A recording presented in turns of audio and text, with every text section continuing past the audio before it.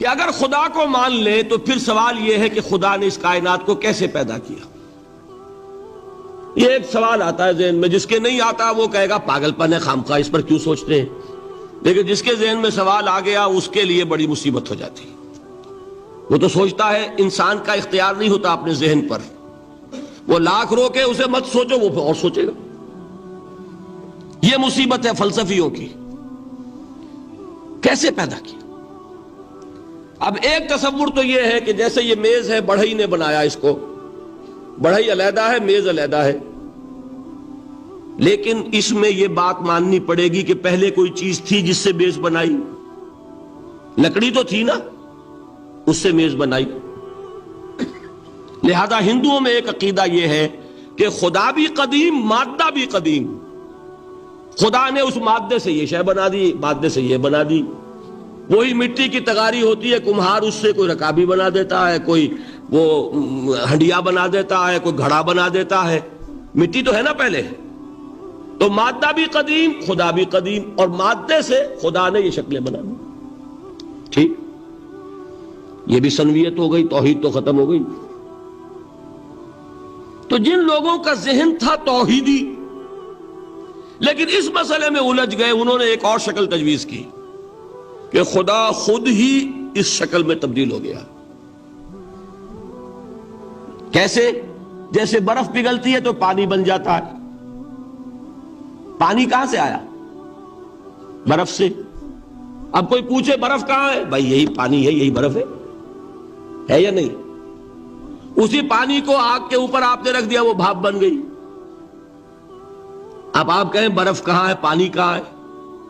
یہی بھاپ جو ہے یہی در حقیقت پانی ہے، یہی بھاپ جو ہے یہی برف ہے.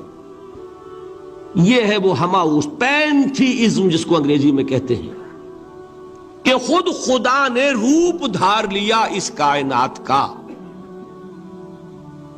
یہ دو فلسفے ہیں. کیا ہے یہ؟ بدترین شرک ہے. پہلی اگر شکل ہے تو وہ انسان خدا قرار پا گیا، جس کو اوتار مانا وہ خدا ہو گیا کہ نہیں.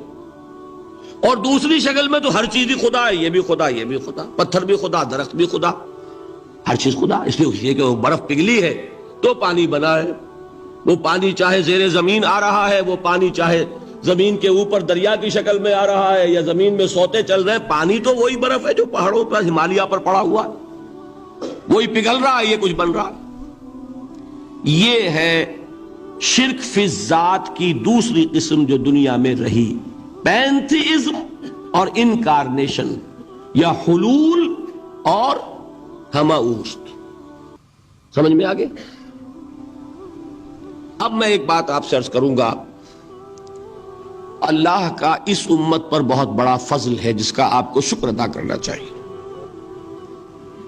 اس نوع کے شرک سے یہ امت 15ویں صدی شروع ہو جانے کے باوجود تاحال بحیثیت مجموعی محفوظ ہے.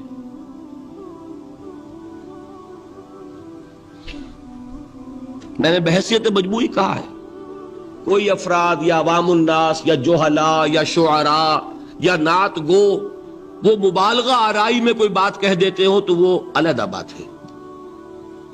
لیکن مسلمانوں میں کوئی مستند فرقہ اور اس کے جو مستند عقائد ہیں ان میں الحمدللہ آج تک ایسی کوئی چیز شامل نہیں. اس کا جب آپ تقابل کریں گے نا، آپ کا کیا خیال ہے عیسائیوں کو حضرت مسیح سے کتنی محبت تھی؟ اس کا تقابل کیجئے جو محبت مسلمانوں کو رہی حضور کے ساتھ. عیسائیوں کی محبت عشر عشیر نہیں بنے گی. اس محبت کے باوجود کہ ہمیں 10 گنا 100 گنا 1000 گنا زیادہ محبت ہے حضور کے ساتھ، لیکن دیکھیے کہ انہوں نے خدا کا بیٹا بنا دیا. یہاں کسی نے حضور کے بارے میں یہ بات آج تک کہی؟ یہ بہت بڑا کنٹراسٹ ہے نا. یہ در حقیقت عقیدت اور محبت کا غلو ہوتا ہے. تو عقیدت اور محبت کی کمی تو یہاں بھی نہیں، الحمدللہ ان سے زائد ہے. لیکن الحمدللہ ثم الحمدللہ ثم الحمدللہ خدا کا بیٹا تو کسی نے نہیں بنایا. اچھا میں ایک اور کنٹراسٹ آپ کو دکھاتا ہوں تاکہ آپ اللہ کا شکر کریں. حضرت علی کی کیا نسبت ہے حضور کے ساتھ؟ نبی اور امتی. حضرت علی کو خدا کہنے والے پیدا ہوئے کہ نہیں؟ بتائیے نا. کیا وجہ ہے کہ علی کو خدا کہنے والے پیدا ہوئے لیکن محمد کو خدا کہنے والا پیدا نہیں ہوا صلی اللہ علیہ وسلم ورضی اللہ تعالی عنہ؟ بہت اہم بات ہے، غور کیجئے گا اس میں. حالانکہ حضرت علی کا رتبہ کہاں، حضور کا کہاں. آج بھی آپ دیکھیے آپ کے جاہل عوام کے زبان پر نعرہ یا علی مدد کا ہوتا ہے، یا محمد مدد کسی نے کہا آج تک؟ یہ یا محمد لکھنے کے کام آتا ہے صرف. وہ مسجد پہ لکھ دو تاکہ پتہ چل جائے یہ فلاں فرقے کی مسجد ہے، دوسرا خود ہی بھاگ جائے وہاں سے. یہ صرف اس کام کے لیے ہے. باقی جہاں اصل میدان میں بات آتی ہے کوئی نعرہ لگاتا ہے یا محمد مدد. محمد کا رتبہ اونچا یا علی کا؟ تو ان سے کیوں نہیں مدد مانگی؟ یہ سوالات آپ کے سامنے رکھ رہا ہوں میں. پھر یہ کہ جس طریقے سے کہ غوث اعظم کو پکارا جاتا ہے، کیا محمد کو پکارا جاتا ہے؟ کیا نسبت ہے؟ حضرت علی تو پھر بھی صحابی ہے، خلیفہ چہارم ہے، حضور کے چچا داد بھائی ہے، داماد ہے. غوث اعظم تو بہرحال وہ نسبت تو نہیں ہے. دیکھیے میں اس کا تعلق جوڑتا ہوں ختم نبوت سے. جس طرح اللہ نے خصوصی حفاظت فرمائی ہے قرآن کی، اسی طرح خصوصی حفاظت فرمائی ہے محمد الرسول اللہ. یہ اسپیشل پروٹیکشن ہے، ورنہ نہیں ہو سکتی تھی. یہ خصوصی تحفظ ہے اللہ کا. یہاں بگاڑ پیدا ہو جائے تو صحیح کون کرے گا؟ اب حضرت مسیح کی اصل حقیقت تو حضور نے آگے بتا دی. ذالک عیسی ابن مریم قول الحق الذی فیہ یمترون ما کان للہ ان یتخذ ولدا سبحانہ. یہ حضور نے آ کر حضرت مسیح کی حقیقت بیان کر دی کہ نہیں؟ سورہ مریم کی یہ آیات سنی تھی نجاشی رحمت اللہ علیہ نے جب حضرت جعفر ابن ابی طالب کی زبان سے، تو کیا کہا تھا تنکا اٹھا کر، خدا کی قسم جو ان آیات میں مسیح کا مقام بیان ہوا ہے، مسیح اس سے تنکا بھر بھی زیادہ نہیں ہے. لیکن اگر محمد الرسول اللہ کو خدا کا بیٹا بنا دیا گیا ہوتا یا خدا بنا دیا گیا ہوتا تو کون آتا اس کی اصلاح کے لیے؟ جیسے قرآن مجید کا تحفظ ہے ایسے ہی محمد الرسول اللہ کا تحفظ ہے. وہ تحفظ ہوا کیسے ہے؟ جتنا قرآن مجید نے ایمفیسائز کیا حضور کی بشریت کو، قل انما انا بشر مثلکم، اے نبی ان کو بتاتے رہیے، بار بار بتائیے کہ مجھے کچھ اور نہ بنا لینا، میں بھی بشر ہوں، انسان ہوں. ہاں مجھ پر وحی ہوتی ہے، تم پر نہیں ہوتی، یہ فرق ہے. میں رسول ہوں، تم نہیں ہو. یہ بعد میں ذرا اور مسئلہ میں واضح کروں گا. ابھی صرف یہ نوٹ کیجئے کہ یہ تحفظ جو ہے، جیسے قرآن کو تحفظ دیا لیکن اس کے لیے ذرائع بھی ہے نا. یہ حفظ قرآن کا سلسلہ جو ہے یہ اس کا ذریعہ بنا. یہ رمضان میں تراویح جو ہے اس کا ذریعہ بنی. ہمارے ملکوں کے اندر تو حفاظ کو مسجدیں نہیں ملتی، تلاش کرتے پھرتے ہیں. اور ایک جیسا کہ اینول جشن ہوتا ہے قرآن مجید کا، ہر حافظ اپنا حفظ تازہ کر رہا ہے، حفاظ لگے ہوئے ایک دوسرے کے ساتھ تازہ کرنے میں. یہ ذریعہ ہے اللہ تعالیٰ نے کہ جس کے ذریعے سے قرآن کو محفوظ کیا. تو حضور کو جو حفاظت دی اس کا ایک طریقہ کیا ہوا؟ قرآن مجید میں حضور کی بشریت کا نمایاں کرنا، اور دوسرا یہ کہ خود حضور نے ایسی باریک بینی سے روکا. یہ بھی آپ کو پسند نہیں تھا کہ میں آؤں تو تم کھڑے ہو جاؤ. سنا کہ نہیں سنا آپ نے؟ صحابہ کو آپ روکتے تھے. ایک صحابی کی زبان سے نکل گیا ماشاء اللہ و ما شئت، جو اللہ چاہے اور جو آپ چاہیں، فوراً ٹوک دیا اجعلتنی للہ ندا، کیا تم نے مجھے خدا کا مد مقابل بنا دیا؟ مشیت صرف اس کی ہے۔ یہ روک ٹوک، یہ وہ چیزیں ہیں کہ جس کی بنا پر اللہ نے تحفظ عطا فرمایا۔ یہ جو آپ نے فرمایا میری قبر کو کسی جلسے اور جشن کا مرکز نہ بنا لینا، فرمایا کہ نہیں فرمایا؟ اللہ تعالیٰ لعنت فرمائے بنی اسرائیل پر کہ انہوں نے اپنے نبیوں کی قبروں کو وہ میلہ گاہ بنا لیا۔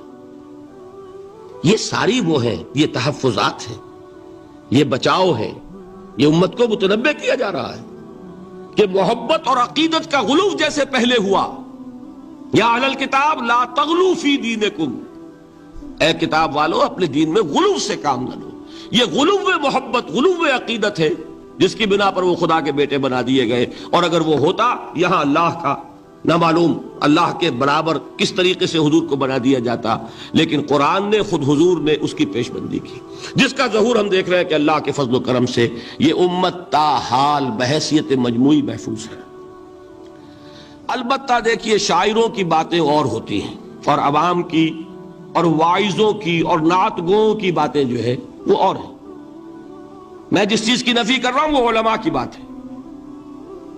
شاعروں کا تو قرآن مجید کے اندر خود ہی بھاڑا پھوڑ دیا اللہ نے، وَالشُّعَرَاءُ يَتَّبِعُهُمُ الْغَاوُونَ أَلَمْ تَرَ أَنَّهُمْ فِي كُلِّ وَادٍ يَهِيمُونَ إِنَّهُمْ يَقُولُونَ مَا لَا يَفْعَلُونَ۔ مبالغہ نہ کریں تو شعر میں رنگ ہی پیدا نہیں ہوتا، پھر شعر کائے کو کہنا ہے نثر کہو بھائی، مبالغے سے اس میں ایک تاثیر پیدا ہوتا۔ وہ مبالغے ہمارے شاعروں نے، ہمارے نعت گوؤں نے کیے ہیں، اور اس میں اللہ تعالیٰ انہیں معاف کرے بالکل اوتار کا الفاظ بھی استعمال کر دیے۔ وہی جو مستوی عرش تھا خدا ہو کر، اتر پڑا وہ مدینے میں مصطفیٰ ہو کر۔ بتائیے رام چندر جی کے بارے میں جو عقیدہ ہے، اب کیا فرق رہ گیا؟ بال برابر فرق ہے یا کوئی؟ اور نقطے پیدا کرتے ہیں۔ مدینے کی مسجد میں منبر کے اوپر بغیر عین کا ایک عرب ہم نے دیکھا، کیا سمجھ میں آیا؟ عرب میں سے عین نکالا کیا بنا؟ یہ نقطہ آفرینی ہے۔ اسی طریقے سے ہماری شاعری میں کچھ ہمہ کا رنگ بھی پیدا ہو گیا۔ خود کوزاؤ، خود کوزا کرو، خود گلے کوزا، خود رند صبو کش، خود برسر آکوزا خریدار بے آمد بشکست و رواں شد۔ وہ خود ہی کوزا ہے، خود ہی مٹی ہے جس سے کوزا بنا ہے، خود ہی کوزے کا بنانے والا ہے۔ سمجھ رہے؟ الفاظ تو بڑے پیارے ہیں، بڑے مزیدار ہیں، آدمی ایک دفعہ وجد میں آ جاتا ہے، لیکن ہے کیا؟ وہی ہے نا کہ وہی جو برف تھا پگھل کر پانی بن گیا۔ خود کوزاؤ، خود کوزا کرو، خود گلے کوزا، خود رند صبو کش، خود ہی اس کوزے میں شراب ڈال کے پیتا بھی ہے، خود ہی مٹی ہے، خود ہی وہ بنانے والا ہے، خود ہی کوزا ہے، خود ہی اس میں شراب ڈال کے پیتا بھی ہے، اور خود ہی اس کوزے کو توڑ کر اپنا راستہ بھی لیتا ہے۔ اب آپ اس پر سر دنیے اور جو چاہے کریں، لیکن یہ کہ اس کا ڈانڈے مل گئے کہ نہیں اسی ہمہ سے؟ لیکن یہ کسی مفتی کی بات ہے کیا؟ یا کسی ائمہ دین میں سے کسی کا قول ہے؟ بھائی شاعروں کی باتیں سن لیا کریں، اللہ اللہ خیر صلی اللہ۔ ان چیزوں کا بہت زیادہ سختی کے ساتھ نوٹس بھی لینے کا کوئی فائدہ نہیں ہوتا۔ بات وہ ہونی چاہیے کہ جو علماء کہہ رہے ہوں، مستند عقائد ہوں، جو ان کی کتابوں میں درج ہوں، ان سے بات ہونی چاہیے۔ تو یہ چیزیں، یہ گمراہیاں آئی ہیں، لیکن الحمدللہ ثم الحمدللہ کہ یہ عوام میں ہے، جہلاء میں ہے، شعراء میں ہے، نعت گوؤں میں ہے، یہ کسی بھی مستند دینی فرقے کے مستند علماء میں ہم کہاں موجود نہیں۔ البتہ ایک مسئلہ جو ہے نور اور بشر کا، وہ ذرا تھوڑا سا میں حل کر دوں آج۔ آپ سمجھتے ہوں گے لا ینحل ہے، میں نے جس طرح کہا تھا کہ امام بخاری کا قول بھی 100% درست اور امام ابو حنیفہ کا بھی 100% درست ثابت کیا کہ نہیں، اسی طرح میں کہتا ہوں جو حضور کو بشر کہتے ہیں وہ بھی 100% درست، جو حضور کو نور کہتے ہیں وہ بھی 100% درست۔ مطلب کیا ہے؟ دیکھیے، ہر انسان کے وجود کے دو حصے میں نے پہلے دن شاید کچھ بیان کیا تھا۔ ایک خاکی وجود، اور اینیمل بینگ جو حیوان ہے ہمارا، ایک وہ روح ربانی جو اس میں پھونکی گئی۔ آدم میں جب وہ روح پھونکی گئی تب وہ مسجود ملائک بنے۔ فَإِذَا سَوَّيْتُهُ وَنَفَخْتُ فِيهِ مِن رُوحِي فَقَعُوا لَهُ سَاجِدِينَ۔ دو جگہ آئے تھے قرآن مجید میں ایک شوشے کے فرق کے بغیر، سورہ حجر اور سورہ صاد۔ جب میں اس کو پوری طرح تیار کر لوں اور اس میں اپنی روح میں سے پھونک دوں تو گر پڑنا اس کے سامنے سجدے میں۔ ہمارا جو خاکی وجود ہے وہ ظلمانی ہے، اور جو ہمارا روحانی وجود ہے وہ نورانی ہے۔ اس کی نسبت کس سے ہے؟ اللہ سے۔ بات سمجھ میں آئی؟ لیکن ہم نے اپنے اس نورانی وجود کو اپنے خاکی ظلمانی وجود میں دفن کیا ہوا ہے، اور محمد الرسول اللہ صلی اللہ علیہ وسلم کا وہ نورانی وجود آپ کے اس خاکی وجود پر اس درجے غالب تھا کہ وہ خاکی وجود معدوم کے درجے میں ہے، لیکن وہ حضور صلی اللہ علیہ وسلم پر اثر انداز نہیں ہو سکتا۔ وہی خاکی وجود ہے جسے ہم نفس کہتے ہیں۔ نفس غلبہ کر سکتا ہے محمد پر صلی اللہ علیہ وسلم۔ حضور کی شخصیت کی نورانیت نے آپ کی شخصیت کے خاکی وجود کا احاطہ کیا ہوا، ہماری شخصیت کی ظلمانیت نے ہماری اس نورانیت کو گل کیا ہوا، دفن کیا ہوا، چھپایا ہوا ہے۔ بس یہ فرق ہے۔ انہیں آپ کہہ لیں نور، صحیح ہے، ان کی نورانیت غالب ہے۔ یہی بات ہے جو حضور نے اس طرح سمجھائی۔ دیکھو، ہر انسان کے ساتھ ایک شیطان ہوتا ہے۔ اب کسی صحابی نے بڑی جرت سے کام لیا، پوچھ لیا حضور کہ آپ کے ساتھ بھی ہے؟ ہر انسان کے ساتھ جو کہا نا، تو انسان تو ہے آپ بھی، جو کہ آپ کے ساتھ بھی ہے۔ آپ نے فرمایا ہے، لیکن میں نے اسے مسلمان کر رکھا۔ بات ختم ہو گئی۔ نفی نہیں ہے،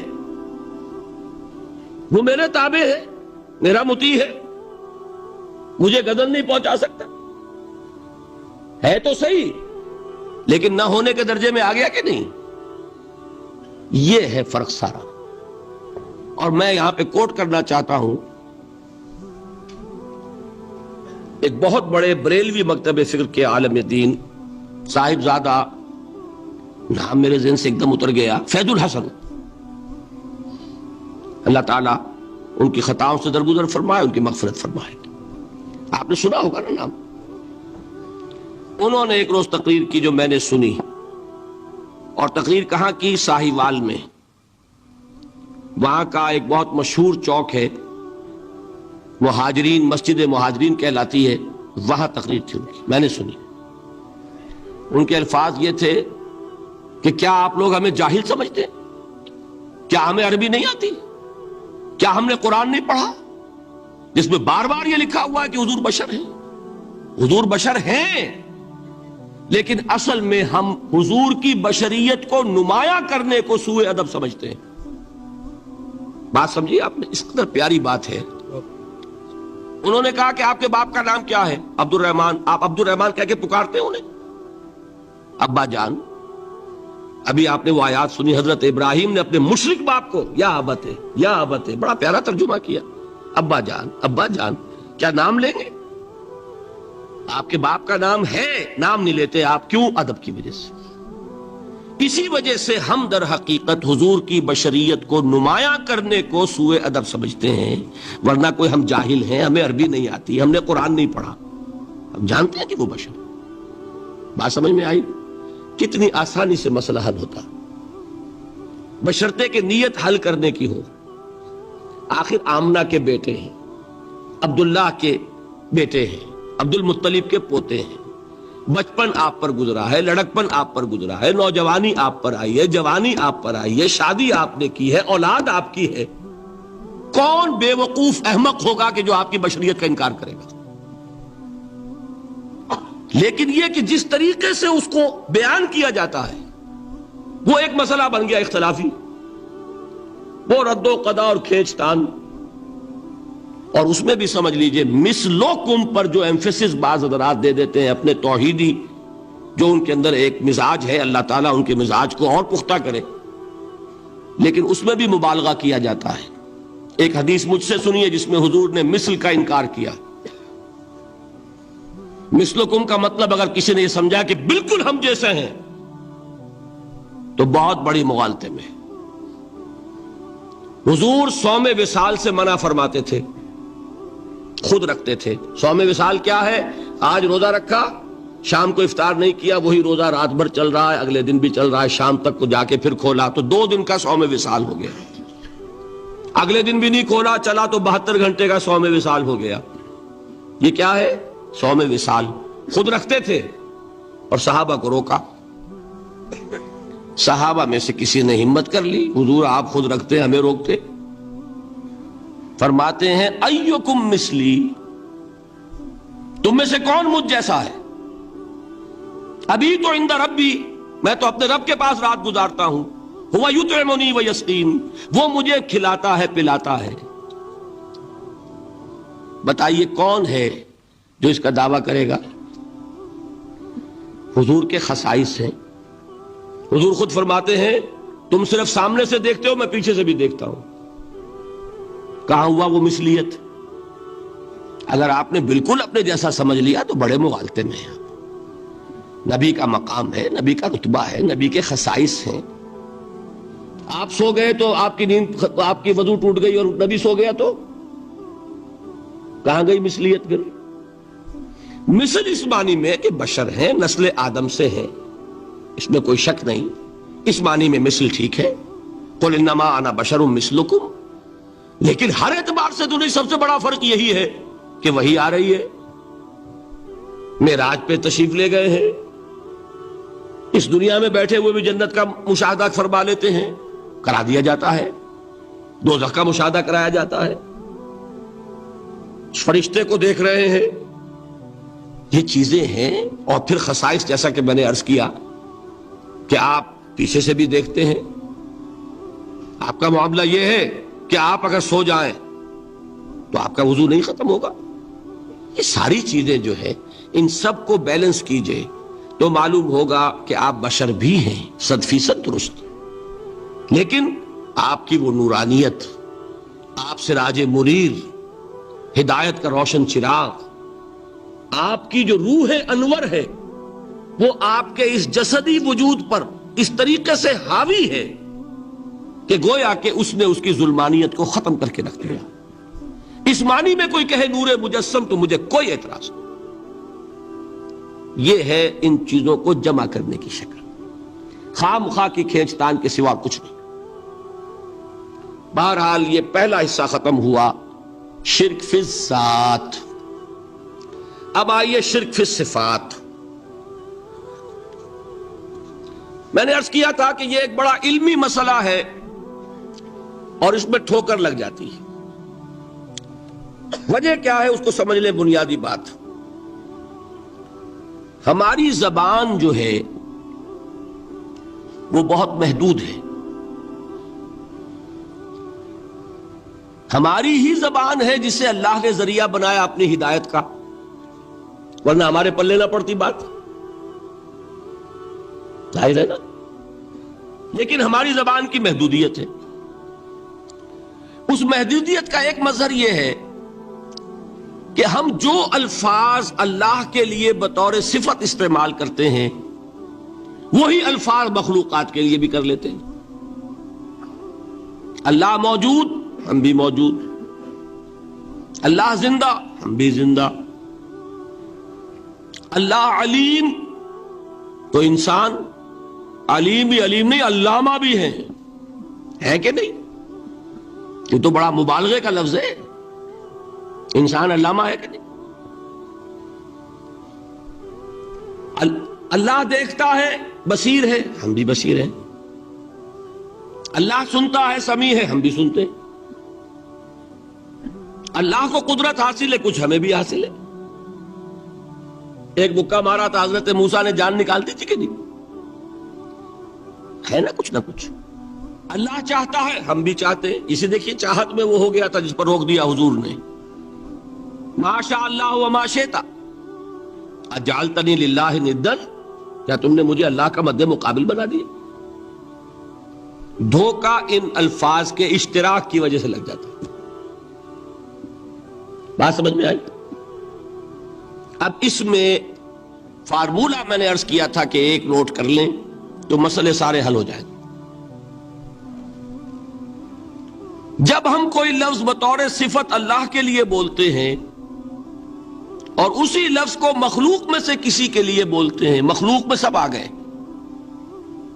جمادات، حیوانات، انسان، اولیاء اللہ، فرشتے، انبیاء، رسول، سب مخلوق تو ہیں نا؟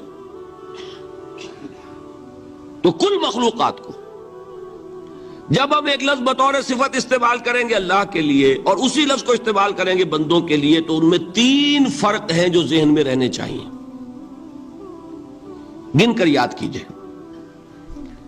اللہ کی ذات قدیم ہے، ہمیشہ سے ہے، اسی طرح اس کی صفت بھی قدیم ہے، ہمیشہ سے ہے۔ مخلوقات حادث ہیں، ان کی صفات بھی حادث ہیں۔ حادث قدیم کے مقابلے میں کہ پہلے نہیں تھی پھر ہو گئی۔ ایک فرق،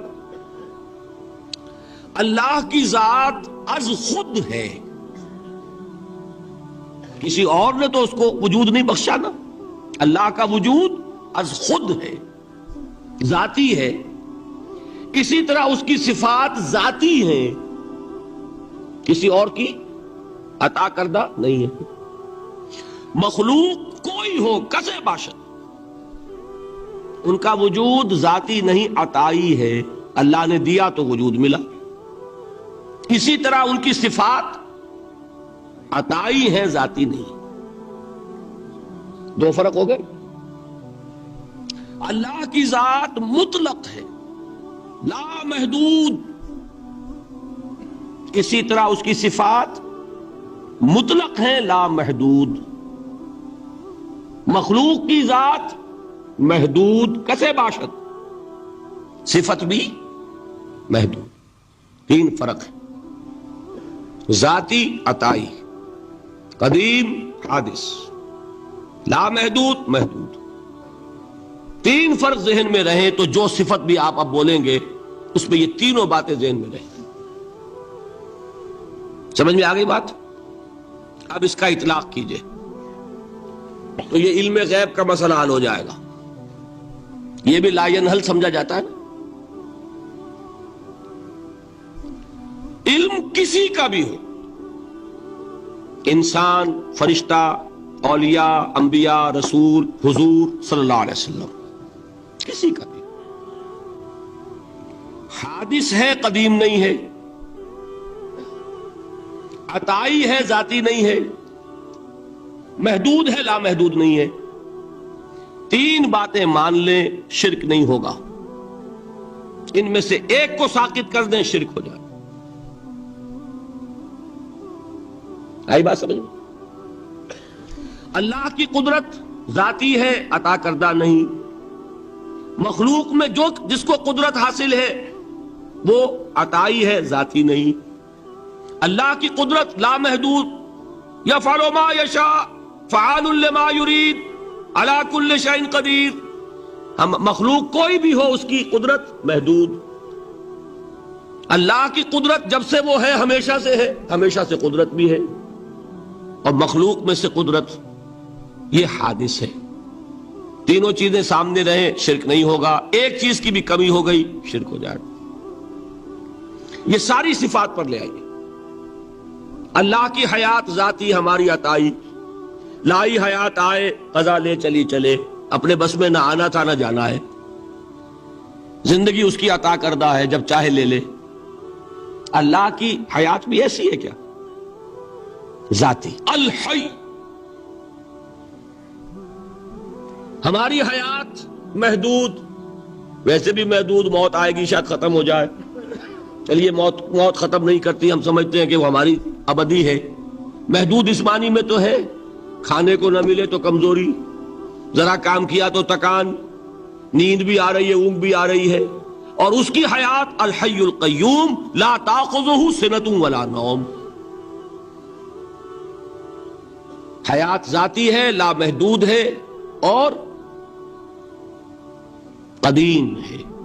یہاں حیات عطائی ہے اور حادث ہے اور محدود ہے، ساری صفات.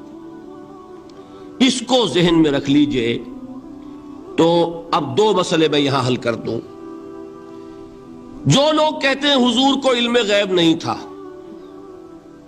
اور جو کہتے ہیں تھا، بدقسمتی سے دونوں نے ڈیفینیشن علیحدہ کر لی.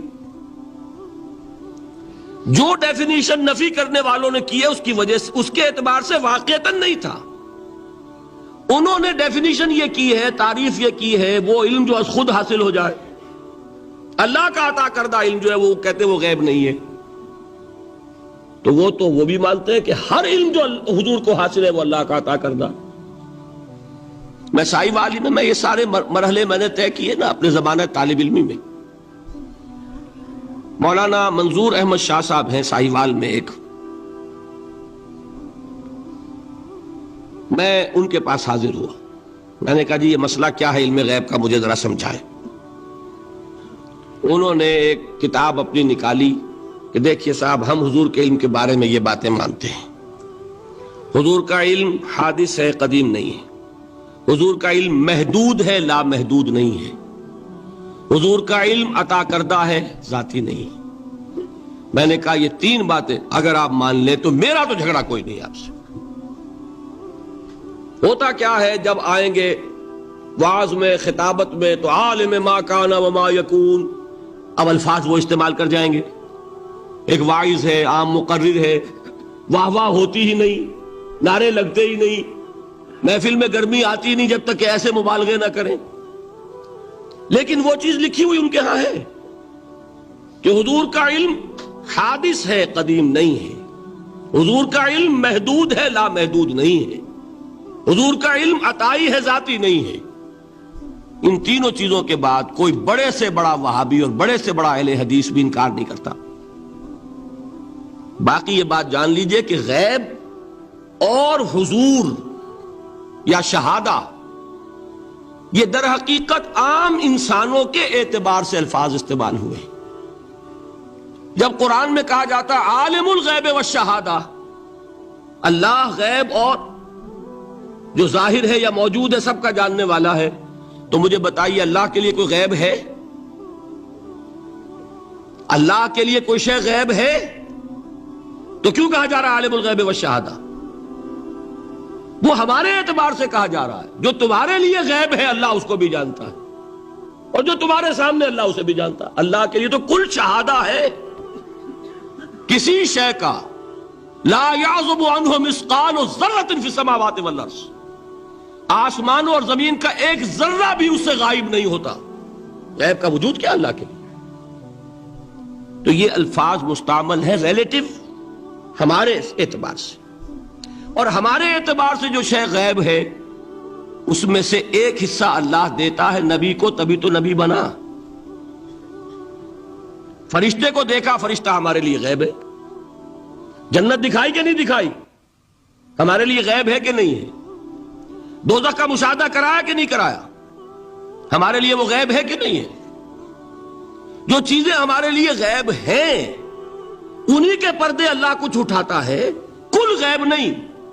کل غیب کا علم ہو جائے گا تو وہ شرک ہو جائے گا. کل کا لفظ جہاں آیا شرک ہوا. جب آپ کہہ رہے ہیں محدود ہے، لا محدود نہیں ہے، تو کل کا لفظ استعمال نہیں کر سکتے. لیکن غیب میں سے کچھ علم دیا گیا تبھی تو نبی بنا، ورنہ میرے اور نبی میں فرق کیا ہوا پھر؟ البتہ یہ کہ وہ غیب کا علم ہو یا حاضر کا علم ہو، سائنٹیفک نالج ہو یا وحی کا علم ہو، کوئی بھی علم ہو، آیت الکرسی کے الفاظ نوٹ کیجئے، یعلم ما فی السماوات و ما فی الارض، وہ جانتا ہے ولا یحیطون بشیء من علمہ الا بما شاء، مخلوق میں سے کوئی بھی اس کے علم میں سے احاطہ نہیں کر سکتا مگر جتنا وہ چاہے۔ اب یہ بات علیحدہ ہے کہ ہم کون ہے طے کرنے والے کہ ناپیں بیٹھ کر کہ اللہ نے ابراہیم کو کتنا علم دیا؟ ہم ناپ سکتے ہیں؟ عیسیٰ کو کتنا دیا ہم جان سکتے ہیں؟ تو ابراہیم کا، موسیٰ کا، عیسیٰ کا نہیں ناپ سکتے تو محمد الرسول اللہ کا کہاں ناپیں گے؟ یہ پاگل پن ہے، یہ ہے جو غلطی ہوتی ہے۔ ہم کون ہے طے کرنے والے؟ اللہ نے اپنے نبی کو دیا جو دیا، بات ختم۔ کل نہیں کہیں گے، کل کہا شرک ہو جائے گا، ذاتی کہا شرک ہو جائے گا۔ عطائی ہے، جو دیا اللہ نے دیا، اور کل نہیں دیا، جتنا چاہا دیا۔ ہے حادث، قدیم نہیں، تینوں چیزوں مان لیجئے تو شرک کا کوئی شائبہ نہیں ہوگا۔ باقی جہاں ایک طرف قرآن میں وہ آیات ہیں کہ اللہ کے غیب کو کوئی نہیں جانتا، ٹھیک، وہاں یہ بھی ہے کہ لا یظہر غیبہ، لا یظہر علی غیبہ الا من ارتضی بالرسول، وہ اپنے غیب پر قابو نہیں دیتا مگر اپنے رسول میں سے جس کو چاہے۔ یہ دونوں آیتیں قرآن کی ہے کہ نہیں؟ اسی لیے در حقیقت جو غیب کی نفی کرتے ہیں حضور سے، وہ کہتے ہیں کہ از خود معلوم ہونے والی شے غیب ہے۔ ہم کہتے ہیں از خود تو کوئی بھی شے کسی کو معلوم نہیں، ہمیں حاضر کا علم بھی اللہ ہی دیتا ہے تو ہوتا ہے، غیب کا تو بہت دور کی بات ہے۔ یہ مسئلے بڑے سیدھے ہیں، خام خواہ ہم نے پیچیدہ بنایا ہوا ہے۔ خدا کے لیے ان مسئلوں کو سلجھائیے اور جوڑیے، کاٹنے کی بجائے جوڑنے کی فکر کیجیے کہ بھائی یہ اپنی اپنی جگہ پر علیحدہ علیحدہ تم نے تعریفیں کر رکھی ہیں اس لیے جھگڑ رہے ہو، ورنہ دونوں باتیں صحیح ہیں۔ ایک مسئلہ ذرا اور زیادہ علمی ہے، میں ذرا پریشان ہو رہا ہوں کہ وقت زیادہ ہو رہا ہے۔ وہ مسئلہ ہے وحدت الوجود کا۔ ہمارے بہت سے صوفیہ وحدت الوجود کے قائل ہیں، اور ہمارے کچھ لوگ جو معترض ہیں وہ وحدت الوجود اور ہمہ اوست کو کنفیوز کر دیتے ہیں، ایک سمجھ لیتے ہیں۔ ہمہ اوست میں بیان کر چکا ہوں کہ بدترین شرک ہے، وحدت الوجود اور شے ہے، باریک بات ہے، سمجھ میں نہیں آتی عام لوگوں کے، سادہ ترین الفاظ میں آپ کو سمجھاتا ہوں۔ ایک نظریہ یہ ہے کہ اللہ ہی نے یہ روپ دھار لیا، یہ ساری چیزیں بالفعل موجود ہیں، یہ بھی ہے، یہ بھی ہے، یہ بھی ہے، اور یہ سب اللہ ہی ہے۔ یہ بدترین شرک ہے، شرک فی الذات۔ ایک لوگوں کی رائے یہ ہے کہ یہ کچھ ہے ہی نہیں، یہ سراب ہے۔ سراب میں کیا ہوتا ہے؟ آپ کو پانی نظر آتا ہے نا؟ ہوتا ہے پانی؟ نہیں۔ ہر چند کہے کہ ہے، نہیں ہے، ہے ہی نہیں، بس اللہ ہی ہے، یہ ہے ہی نہیں۔ دیکھیے ایک شعر ہے، کل ما فی الکون وہم او خیال اور رکوس فی المرایا او ظلال، اس کائنات میں جو کچھ ہے یا تو وہم ہے یا خیال ہے، یا جیسے شیشے میں عکس ہوتا ہے، آپ ادھر کھڑے آئینے کے نظر آ رہے ہیں، ادھر بھی ہے، ادھر کوئی نہیں، یا جیسے سایہ ہوتا ہے، سایہ درخت کا سایہ زمین پر پڑ رہا ہے، اس کا کوئی وجود ہے؟ تو ایک رائے یہ، آپ اس سے اختلاف کریں، اسے پاگل پن کہہ دیں، کیا بیوقوفی کی بات کر رہے ہیں؟ جو چاہے آپ کہہ دیں، شرک نہ کہیے۔ وہ کہتے ہیں موجود صرف ایک ذات اللہ کی ہے، حقیقتاً موجود، یہ جو کچھ نظر آ رہا ہے یہ موجود ہی نہیں ہے، اس کو شرک نہیں کہیں گے۔ اسے اختلاف کریں، کوئی ضروری نہیں ہے کہ آپ مانیں ان کی بات، میں یہ نہیں کہہ رہا کہ آپ ضرور مانیں۔ شیخ احمد سرہندی رحمت اللہ علیہ نے اسے سمجھایا ہے اس کائنات کی حقیقت کیا ہے، ایک مثال سے۔ ان کے نظریے کو وحدت الشہود کہتے ہیں نا، وحدت الشہود، وحدت الوجود۔ شاہ ولی اللہ دہلوی نے فیصلہ کیا ہے کہ دونوں میں باریک سا فرق ہے، کوئی فرق نہیں ہے، تعبیر کا فرق ہے۔ وہ مثال دیتے ہیں کہ دیکھیے ایک مشعل لیجئے، مشعل کیا ہوتی ہے؟ ایک لکڑی ہے، اس کے ایک سرے کے اوپر آپ نے کپڑا وغیرہ باندھ کے تیل ڈال کے آگ لگا دی، شعلہ جوالا ہے، ایک شعلہ، ٹھیک؟ وہ فرماتے ہیں کہ اس کو تیزی کے ساتھ ایک دائرے میں حرکت دیجئے، آپ کو آگ کا دائرہ نظر آئے گا؟ دیکھنے والے کو نظر آئے گا کہ نہیں؟ کیا دائرہ فی الواقع موجود ہے؟ بات ثابت ہو گئی کہ نہیں ہے، نظر آ رہا ہے۔ یہ فرماتے ہیں حضرت مجدد، ای الصنعت باری تعالی است، کہ معدوم را موجود می نمائند، یہ اللہ تعالیٰ کی صنائی ہے، خلاقی ہے، کہ جو شے ہے نہیں اس کو دکھا دیتے ہیں کہ ہے۔ جیسے آپ نے آج سی دائرہ دکھا دیا ہے نہیں، اس کائنات کا کوئی وجود نہیں۔ میں پھر عرض کروں گا آپ اس سے اختلاف کریں، اسے نہ مانیں، چھوڑ دیں اس کو، یہ مسئلے ہیں فلسفے کے، لیکن سوال یہ ہے کہ اس کو شرک نہیں کہیں گے آپ۔ شرک وہ ہے جب کہیں یہ بھی شے ہے اور خدا ہے، یہ بھی ہے اور خدا ہے، پتھر بھی ہے اور خدا ہے۔ جب یہ کہا جائے گا یہ ہے ہی نہیں، صرف خدا ہے، تو در حقیقت اس کو شرک نہیں کہیں گے، یہ وحدت الوجود ہے، یونٹی آف بینگ۔ اب اس کو میں ایک اور اعتبار سے سمجھا دوں گا تو مجھے امید ہے اللہ تعالیٰ اس کو آپ پر کھول دے گا۔ دیکھیے، ایک ہمارا علم، ایک اللہ کا علم، ٹھیک؟ جب تقابل کریں گے تو کیا کہیں گے؟ اللہ کے علم کے مقابلے میں ہمارا علم ہے ہی نہیں، ٹھیک؟ اللہ کی قدرت کے مقابلے میں ہماری قدرت زیرو، اللہ کی مشیت کے مقابلے میں ہماری مشیت کچھ نہیں۔ وما تشاؤون الا ان یشاء اللہ، تم چاہ بھی نہیں سکتے جب تک کہ اللہ نہ چاہے۔ تو کیا ہوئی؟ خاک ہوئی۔ یہی آتے ہیں نا جو حدیث جس میں کہ دعا استخارہ حضور نے تلقین فرمائی، اور صحابہ فرماتے ہیں کہ حضور نے ہمیں اس طرح سکھائی یہ دعا استخارہ جیسے قرآن سکھایا۔ اس میں الفاظ کیا ہیں؟ فَإِنَّكَ تَعْلَمُ وَلَا أَعْلَمُ وَتَقْدِرُ وَلَا أَقْدِرُ، اے اللہ تجھے قدرت حاصل ہے، مجھے کوئی قدرت حاصل نہیں۔ اگر ظاہری الفاظ پر جائیں گے تو یہ تو خلاف واقعہ بات ہے۔ کیا حضور کو کوئی علم حاصل نہیں تھا؟ یہاں تو حضور فرما رہے فَإِنَّكَ تَعْلَمُ وَلَا أَعْلَمُ، یا چلیے اگر کوئی اور عام انسان کہتا ہے میں نہیں جانتا، تو کیا کوئی علم حاصل نہیں اسے؟ کچھ نہ کچھ علم تو ہے نا۔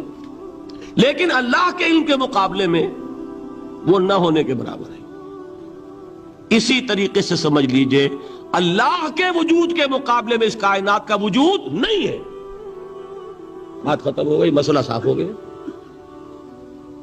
حقیقی وجود صرف اللہ کا ہے، یہ اعتباری ہے، یہ ٹرانزینٹ، آل از چینج، پینٹا رائم، بدل رہی ہے ہر شے، کسی چیز کو ثبات نہیں۔ آپ ایک لمحے پہلے جو آپ تھے وہ آپ، ایک لمحے بعد وہ آپ نہیں ہیں، بدل گئے آپ۔ ایک تسلسل ہے آپ کا کہ آپ سمجھتے ہیں کہ آپ وہی ہیں کہ جو آج سے 10 سال پہلے تھے۔ کیا آپ وہی ہیں؟ بدل چکے، خون پورا بدل چکا، نہ معلوم کتنی دفعہ بدل چکا، کھال بدل چکی۔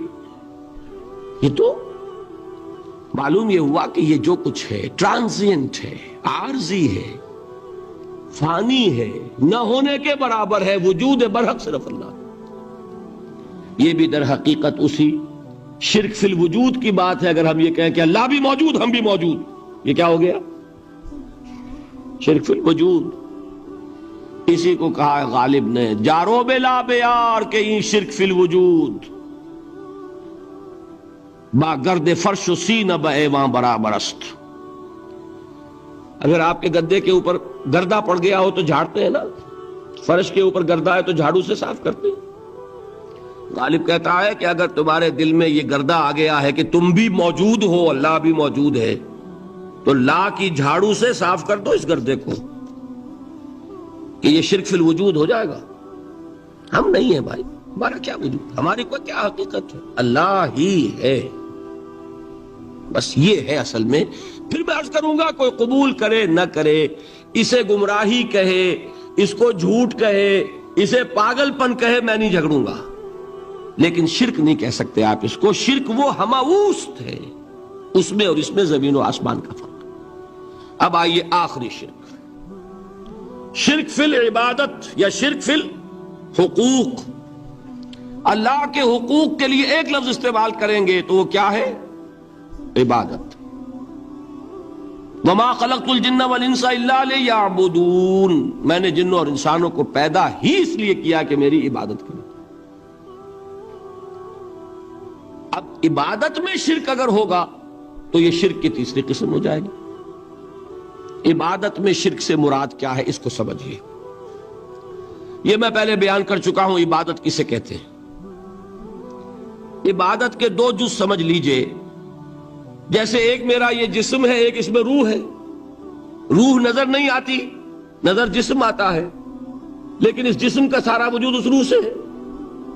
چلیے روح کو چھوڑیں، جان. جان کیا کس بلا کا نام ہے؟ کسی کو نظر آئی آج تک؟ لیکن یہ جان ہی ہے جو اس جسم کو قائم رکھے ہوئے. اسی طرح عبادت کا ایک جسم ہے، ایک جان ہے.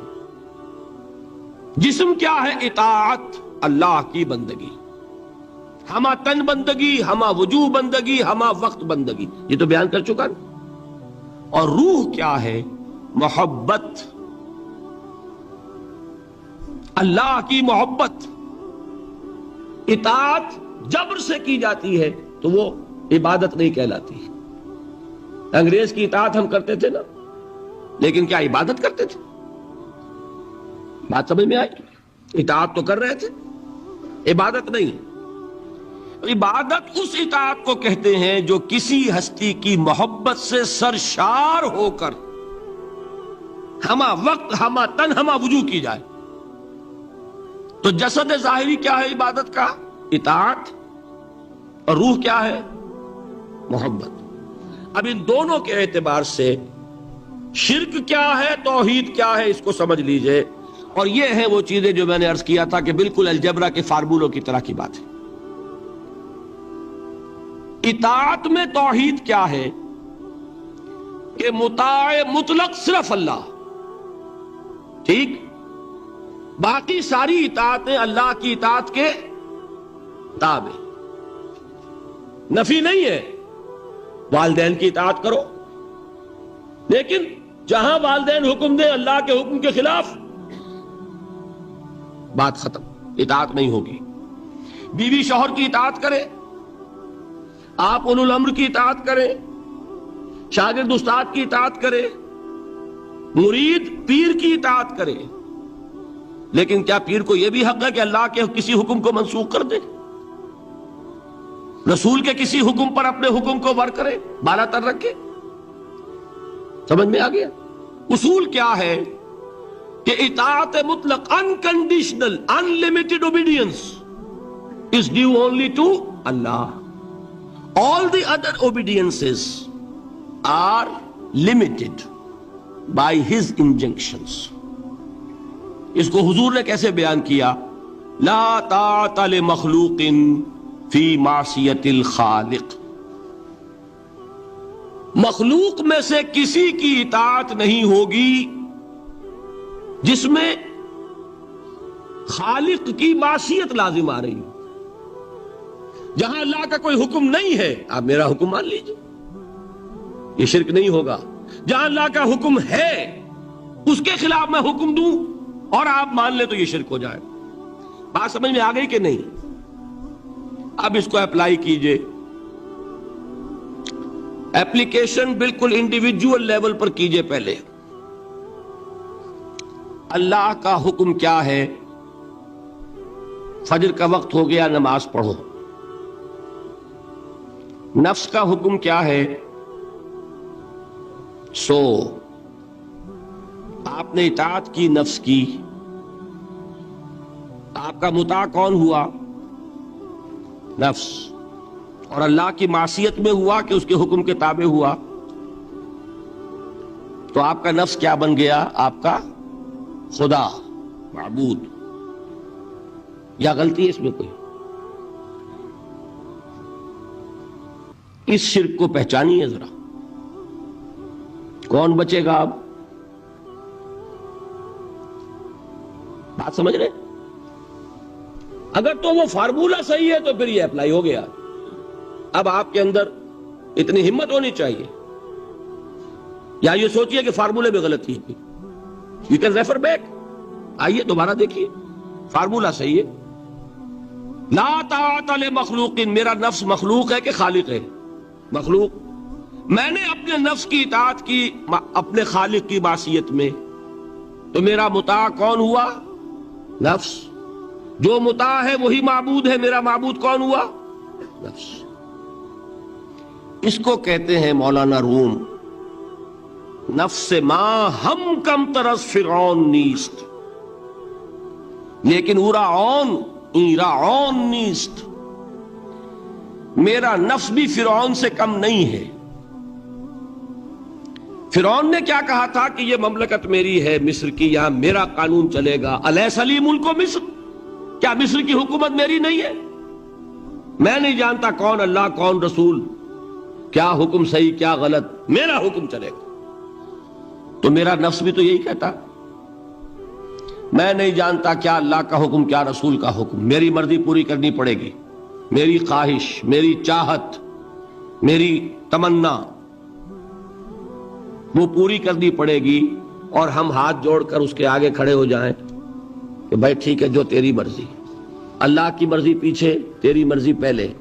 تو معبود کون ہوا؟ نفس ما ہم کم ترس فرعون نیست, لیکن اورعون ایرعون نیست. ٹھیک, قرآن سے سند چاہیے. قرآن نے فرمایا ارائیت من اتخذ الہہ ہواہ, کیا تم نے دیکھا اس شخص کو جس نے اپنی خواہش نفس کو اپنا الہ بنا رکھا ہے؟ الہ کا لفظ وہ ہے جو آپ کے کلمہ طیبہ میں ہے, کہہ رہا ہے لا الہ الا اللہ, اور تسبیح پڑھ رہا ہے لا الہ الا اللہ, اور جب فارغ ہوتا ہے تو نفس کو فوراً معبود بنا لیتا ہے. ارائیت من اتخذ الہہ ہواہ, کیا تم نے دیکھا اس شخص کو جس نے بنا لیا اپنی خواہش نفس کو اپنا معبود. اچھا, اسی کو میں اب ٹاپ پر لے جا رہا ہوں, درمیان میں فل ان دی بلینکس آپ کر لیجئے گا. یہ میں نے کہا تھا انڈیویجول میں. اب آئیے کلیکٹیو لائف جو ہے, قومی زندگی, اس میں سب سے اونچی چیز کیا ہوتی ہے؟ کسی بھی ریاست کا دستور. دستور میں کیا بات طے ہوتی ہے؟ اولین کہ حاکمیت کس کی ہے. ٹھیک, اگر آپ نے کہا جمہور کی حاکمیت ہے, کسی نے کہا فلاں خاندان کی حاکمیت ہے, کیا ہوا؟ یہ ہوا کہ نہیں؟ گھبرا کیوں رہے ہیں؟ پکڑے نہیں جائیں گے.